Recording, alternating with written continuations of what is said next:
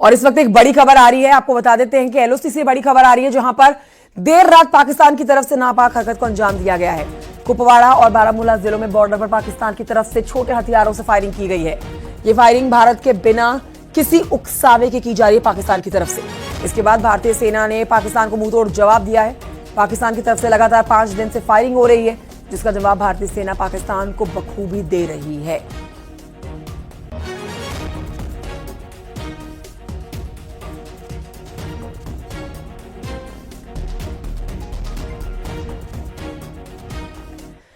Medical visa पर भारत आए पाकिस्तानियों को आज लौटना होगा अपने वतन पाकिस्तान। भारत सरकार ने इलाज के लिए भारत आए हुए पाकिस्तानी नागरिकों को वापस जाने के लिए आज तक का समय दिया है। बता दें आपको कि अगर वीजा की वैधता खत्म होने के बाद भी कोई भी पाकिस्तानी नागरिक भारत से वापस नहीं जाता है तो कानून के तहत उसके ऊपर कार्रवाई की जाएगी, जिसमें 3 साल की जेल की सजा का प्रावधान है और 3 लाख के जुर्माने का प्रावधान है। रिपोर्ट देखिए।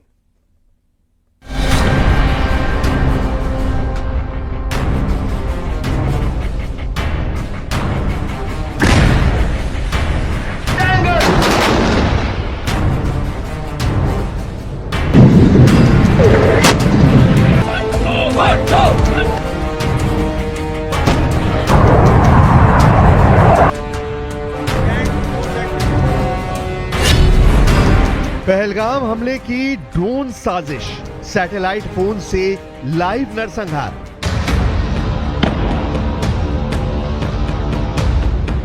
बाईस अप्रैल को पहलगाम में 27 हिंदुस्तानियों को जिस तरह से पाकिस्तानी आतंकियों ने मारा है, उसने पूरे देश में कोहराम मचा दिया है। पाकिस्तान ने कश्मीर के कुछ गद्दारों के साथ मिलकर ऐसा नरसंहार किया जो पिछले 21 साल में कश्मीर में टूरिस्ट पर सबसे बड़ा हमला माना जा रहा है। खुद जम्मू कश्मीर के मुख्यमंत्री उमर अब्दुल्ला ने विधानसभा में कश्मीर में मारे गए टूरिस्टों को लेकर जो कहा, वो आंखें खोलने के लिए काफी है। उन लोगों के दुख दर्द को शायद इस असेंबली से ज्यादा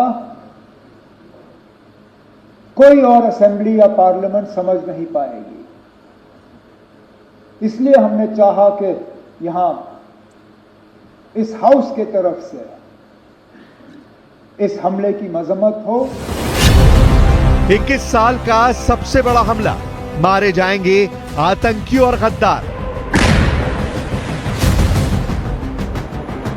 इधर दूसरी तरफ पहलगाम में जांच एजेंसियां अपनी पूरी क्षमता से इस आतंकी हमले की जांच में जुटी हैं। इस जांच से बहुत बड़े खुलासे होने लगे हैं। दावा तो यहां तक किया जा रहा है कि टीआरएफ के इन आतंकियों के पास चीन में बने सैटेलाइट फोन थे, जिसकी मदद से न सिर्फ आतंकियों ने टूरिस्ट को मारा, बल्कि नरसंहार करने के बाद इसी सैटेलाइट फोन की मदद से घाटियों में गुम हो गए। पहलगाम में हुआ आतंकी हमले की जांच में कई खुलासे हुए हैं। एनआईए की जांच टीम इस बात पर ध्यान दे रही है कि आतंकवादी घाटी में कैसे घुसे और कैसे बाहर निकले। वो ये भी पता लगाने की कोशिश कर रहे हैं कि आतंकियों की मदद किसने की। पहलगाम आतंकी हमले में आतंकी ड्रोन से हमला करने की रणनीति बना रहे थे, लेकिन वहां पर बड़ी संख्या में स्थानीय लोग मौजूद थे, जिसकी वजह से ड्रोन से हमला करने की रणनीति को टाला गया। सैटेलाइट फोन का आतंकी लगातार इस्तेमाल कर रहे थे। इसके अलावा सुरक्षित बचे लोगों और चश्मदीद गवाहों की गवाही दर्ज की जा रही है। सूत्रों के मुताबिक एनआईए की टीम कुछ स्थानीय फोटोग्राफरों से भी पूछताछ कर रही है। उनके पास या उनके फोन में जो भी वीडियो या फोटोग्राफ हैं, उनको भी जुटाने का काम किया जा रहा है। पहलगाम आतंकी हमले की प्लानिंग पाकिस्तान में बैठे आतंकी संगठन लश्कर-ए-तैयबा के आकाओं ने की थी। कश्मीर की बैसरन घाटी में खून खराबे के लिए उन्हें पाकिस्तान में ट्रेनिंग दी गई थी।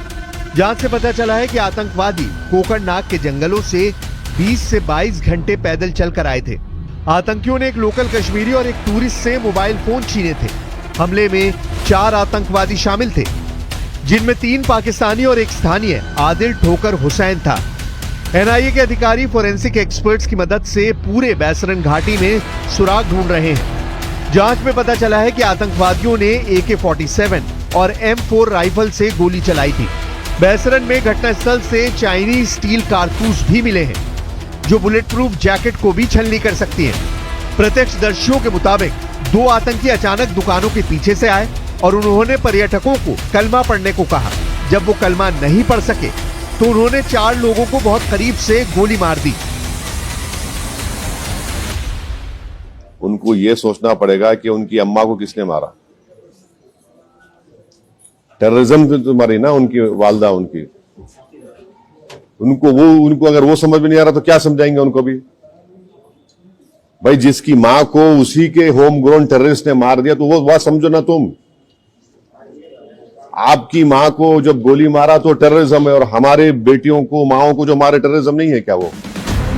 जांच में पता चला है कि पहलगाम हमला करने वाले आतंकवादियों ने AK-47 और M4 राइफल से गोली चलाई थी। बैसरन में घटनास्थल से चाइनीज स्टील कारतूस भी मिले हैं जो बुलेट प्रूफ जैकेट को भी छलनी कर सकती है।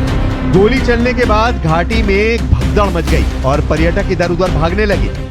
2 अन्य आतंकवादियों ने जिपलाइन एरिया के पास से गोलीबारी शुरू कर दी जिसमें और भी लोग मारे गए। इसके बाद चारों आतंकियों ने पैंट उतरवाकर कई टूरिस्टों के धर्म की तहकीकात की, फिर गोली मारी। इस हमले में एक नेपाली नागरिक समेत 27 लोग मारे गए थे और माफी मांगने के अल्फाज नहीं थे।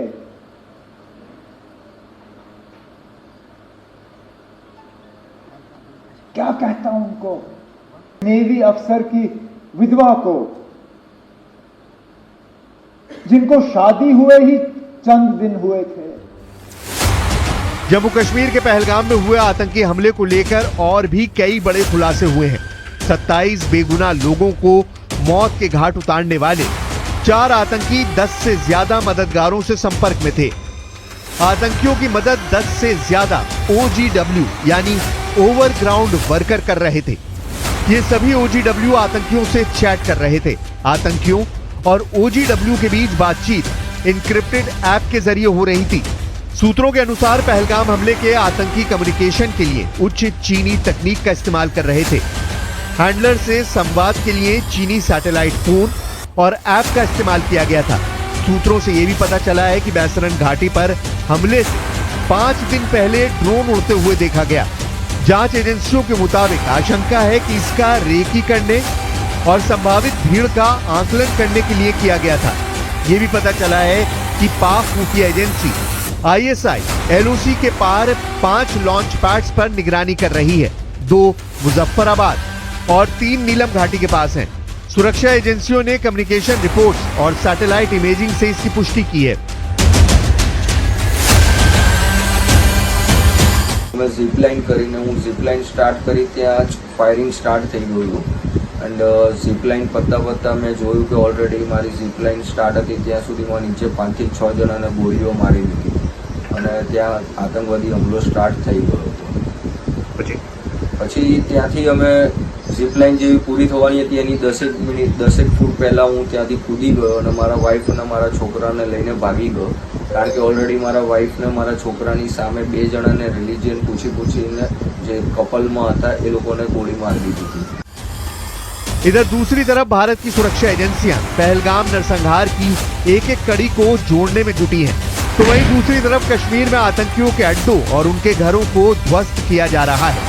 इस बीच जम्मू कश्मीर पुलिस ने 15 ठिकानों पर रेड की है। सूत्रों ने बताया है कि रेड उन आतंकवादियों के ठिकानों पर की गई है जो पाकिस्तान कब्जे वाले यानी POK से ऑपरेट कर रहे हैं और इसके लिंक पहलगाम अटैक से जुड़े हैं। इधर 48 घंटे में कश्मीर में 11 आतंकियों के घरों को उड़ा दिया गया है।